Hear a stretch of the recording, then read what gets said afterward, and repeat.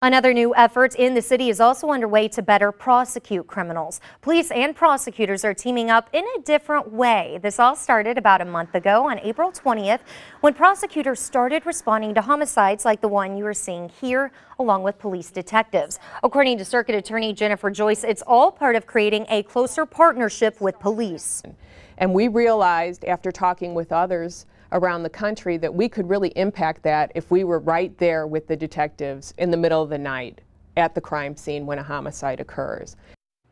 When police are called to those homicides, they start looking for evidence to solve a crime. These prosecutors are looking for evidence that will stand up in court. Also, the lawyers are able to interview witnesses right there at the scene. Moreover, it speeds up the process in getting a search warrant. And they tell me it was around 1:30 this morning when a man was walking a woman out of his apartment building. And as that woman walked out the door, two guys with guns came up. They pushed their way back into that building. It sounds like they made it back into that original man's apartment, and they got away with cash and clothes. Looking back, we all have those teachers. We all have those moments that have really impacted us. And for Dr. Hightower, it was back in 1970 when he was a senior at nearby Alton High School. He says he was chosen to be principal for a day. He sat down in that big principal's chair. He said, "Yeah, I kind of like how this feels. I could kind of get used to this." Well, after 40 years in public education, there are a lot of people who kind of like him. You'll hear more from Dr. Hightower coming up in an hour. The head of the homicide division is Captain Michael Sack. I've seen him at a variety of homicide scenes, but in doing this story, it's the first time I've ever been able to see him here at his office at City Police Headquarters. After all, he's always out in the field responding to, investigating, and hopefully solving these types of crime. The idea is to send a prosecutor to those homicide scenes with detectives. That way, the prosecutor does not have to wait for a report from police, or moreover, they don't have to see news of a homicide right here on KMOV. Rather, they are in on that investigation from the very beginning. They are at the scene, going around it thinking, okay, what type of evidence do I need to get to make sure this holds up in court? This is one of those stories that just makes you ask, what are people thinking? Not only were guys driving down the road shooting at each other last night, but then one of the suspects' cars actually hit a woman's car who was not involved in all of this.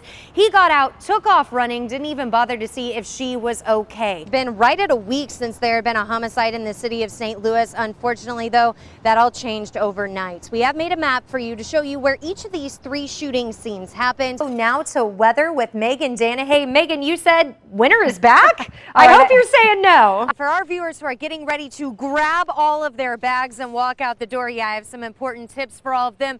Of course, if you do walk to work, walk with a purpose, know where you're going. Don't spend ample time on your phone. Also, always be aware of your surroundings, know who is coming at you. And for those of you who are a pack rat like me and you like having multiple bags, that's actually not a good thing. This can make you an easy target, maybe a criminal running up, trying to grab this and get away. He also says this collaborative effort just makes everything work that much faster. After all, prosecutors are able to speak to any witnesses who are right there, and those prosecutors can help police get search warrants much faster. And of course, the overall goal of this entire effort is to make sure that the people who do the most heinous crimes in our city, to make sure that they are not only arrested and that they are charged, but that they are convicted for what they've done. If you do ever find yourself in a situation where you see a crime playing out, get as many details as you can. Look for license plate numbers. If you can, take pictures of that crime. Whatever you can safely do to tell police more details. Well, it has finally happened. The President of the United States now has his own Twitter account. President Obama unveiled his @POTUS account yesterday. His first tweet, here it is. "Hello, Twitter. It's Barack, 6 years in. They're finally giving me my own account." Now, I just checked in the last 30 seconds. The president now has 1.9 million followers. Now, the POTUS handle will transfer to the next president in 2017. New initiative in St. Louis. It is aimed at improving how murder cases are prosecuted. This new method of processing crime scenes has been happening over the past month. Hettiger sat down with the circuit attorney and commander of the homicide division to ask if the procedural difference will make a difference. We don't want to take any homicides, but the ones that we do take, we want to make sure that we give each one all the attention that we can give to it. And having so many makes it more difficult. Captain Michael Sack has a difficult job. He's investigated nearly every one of the city's 64 homicides this year.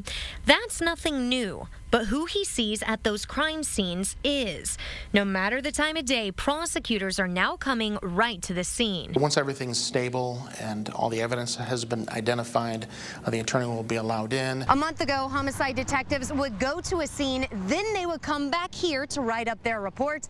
Then they would go a couple of blocks away to here, the Carnahan Courthouse, to give that report to prosecutors, and then police would pretty much wait. Now the only waiting is done by prosecutors waiting to get a phone call from St. Louis City Police so both sides can start working that investigation together. I think the police have been frustrated at the amount of cases that they've been able to carry through to a successful prosecution. And we realized after talking with others around the country that we could really impact that if we were right there with the detectives in the middle of the night at the crime scene when a homicide occurs. Jennifer Joyce explains as police collect evidence to solve the crime, her attorneys are there to make sure the evidence will hold up in court. Both sides say the combined approach will speed up the entire homicide investigation prosecution process. I think it can take out days, and even more importantly, I think it can result in cases being prosecuted where before we would not have prosecuted those cases. And that's something they hope will help to end violence. STL. Laura Hettiger, News 4. More education news new this morning as another school year comes to an end. It's also the end of an era in Edwardsville, Illinois, the Ed Hightower era. Laura Hettiger spoke with the longtime superintendent yesterday. She's live in Edwardsville with that story. Good morning, Laura.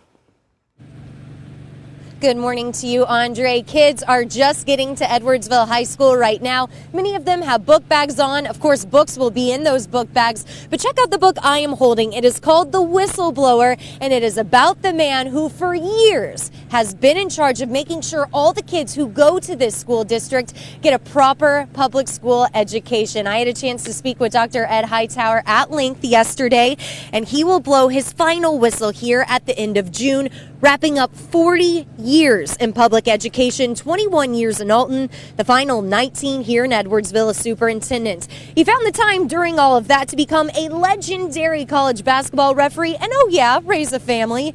But for a man who has made 2 careers of constantly making decisions, this is the way he says he's lived his life.